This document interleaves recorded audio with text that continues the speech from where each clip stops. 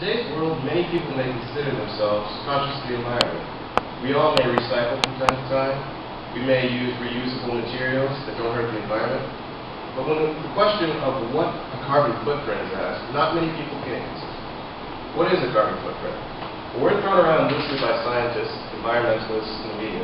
Carbon footprint is actually an umbrella term that refers to the total set of greenhouse gases, or GHG emissions, caused by an organization, an event, a product, or a person.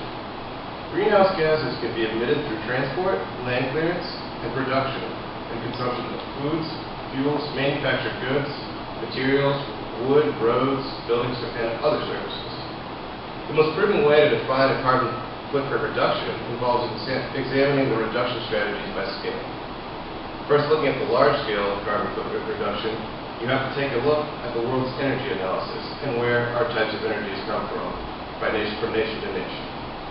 On the medium scale, carbon footprint reduction occurs based on a nation's treaty and legislature referred to as the Kyoto Protocol. On a small scale, it occurs in each of our individual homes. Once the size of the carbon footprint is known, a strategy can be devised to reduce it. Technological developments, better process, and project management have contributed to the change of green, public, and/or private procurement, carbon capture, consumption strategies, and other details. The most effective way to decrease the carbon footprint is either to decrease the amount of energy needed for production or to decrease the dependence of the carbon-emitted fuels. In general, alternative fuels produce energy without the undesirable consequences of burning fossil fuels, such as high carbon dioxide emissions. The major contributing factor of global warming, according to the Intergovernmental Panel on Climate Change, refers to the leading sources of alternative energy. These today are referred to as renewable energy resources. Renewable energy is energy that comes from a natural resource such as sunlight, rain, wind, tides, and geothermal heat. These sources are naturally replenished. Renewable energy replaces conventional fuels in three distinct areas: power generation, water and space heating, and transport fuels.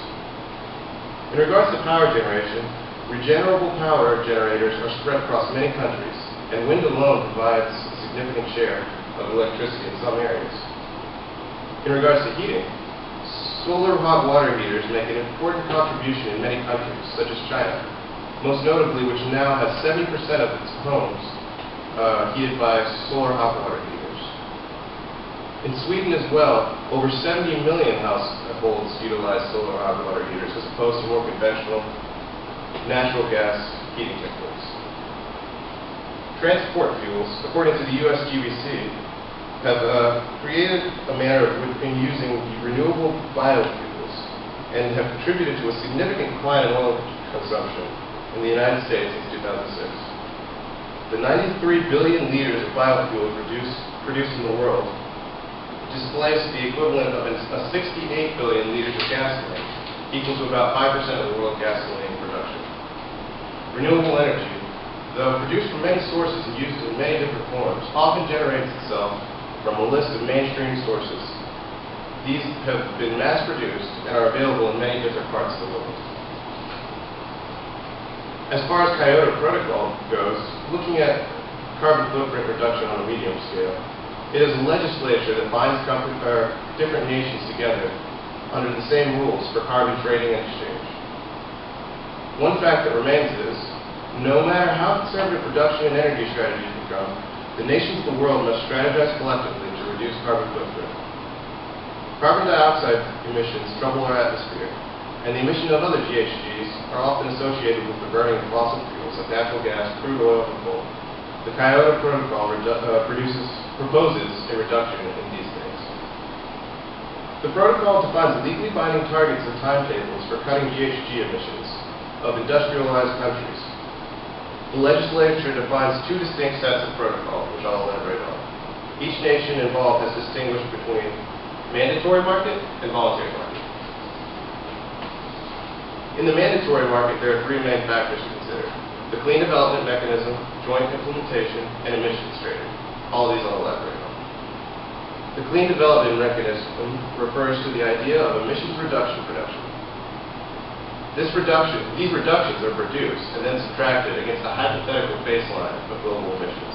For example, in a scenario in which an industrialized country wishes to get credits from a CDM project, they must first obtain the consent of the developing hosting country, which in layman's terms means that if a large developed country wants to retain a CDM credit, which stands for Clean Development Mechanism, they must first get the approval of a smaller developing country in which they are exceeding this implementation limit.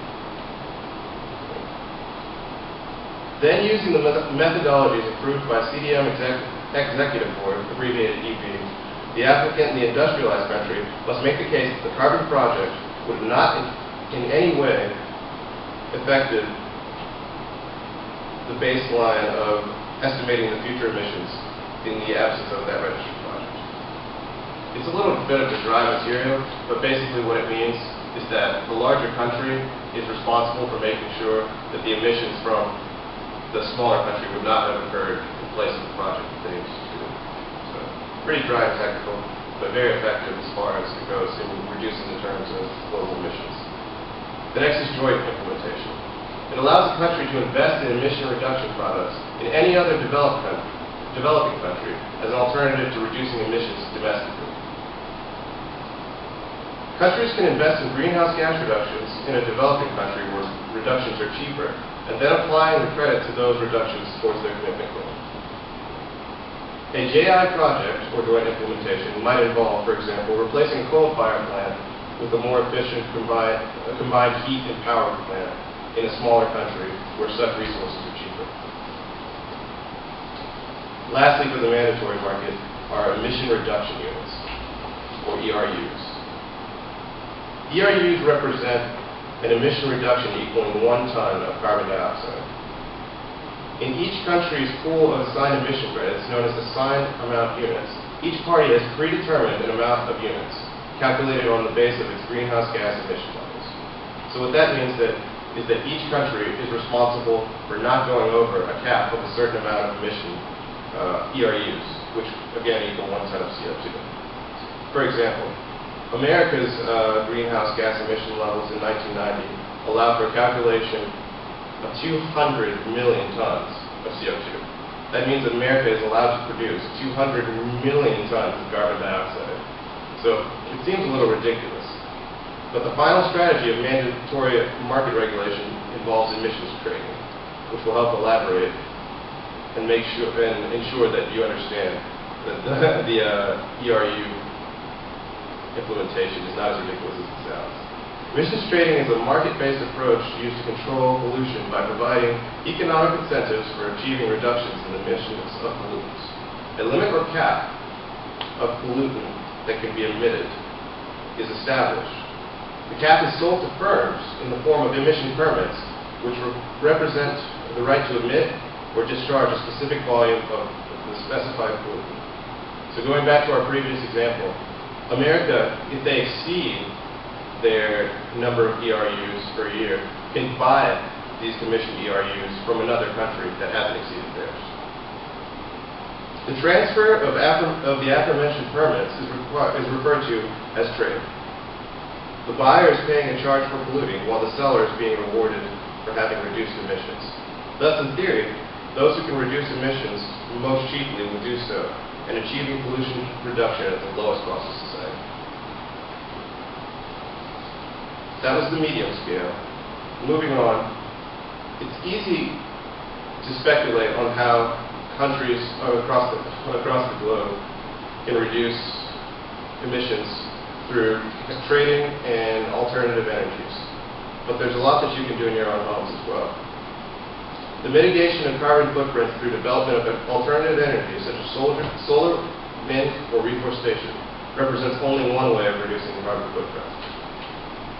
There are simple constructive ways to reduce your own carbon footprint without a big price tag.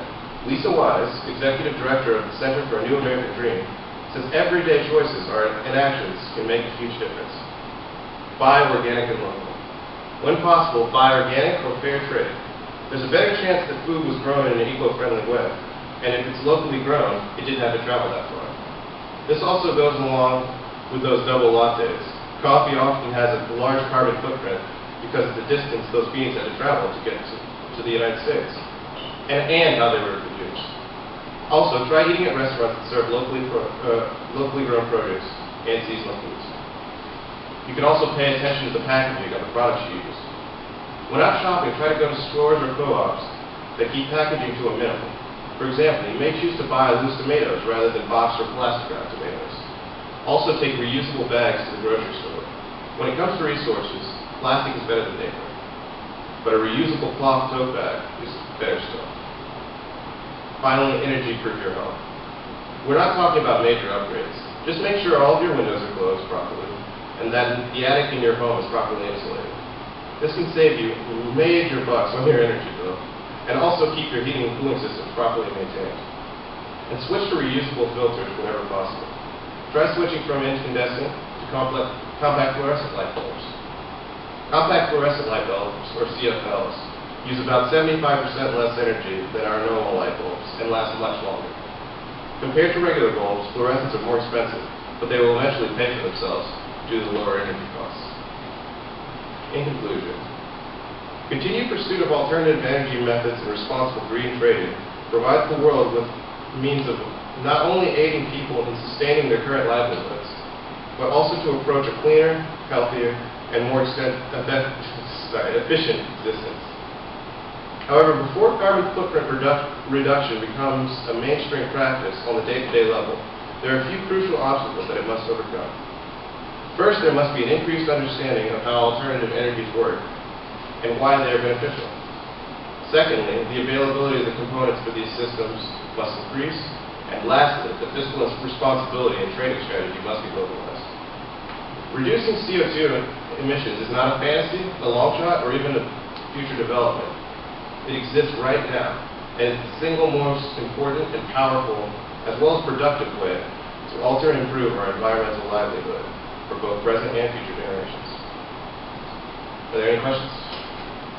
I know it's a lot of clerical information, and I stumbled through it just because of all the big charts, but it really is important to take into consideration reduction of a carbon footprint, to see both what's being done on a worldwide basis, as well as what's being done on a national basis, and as you can help iterate those 3 points.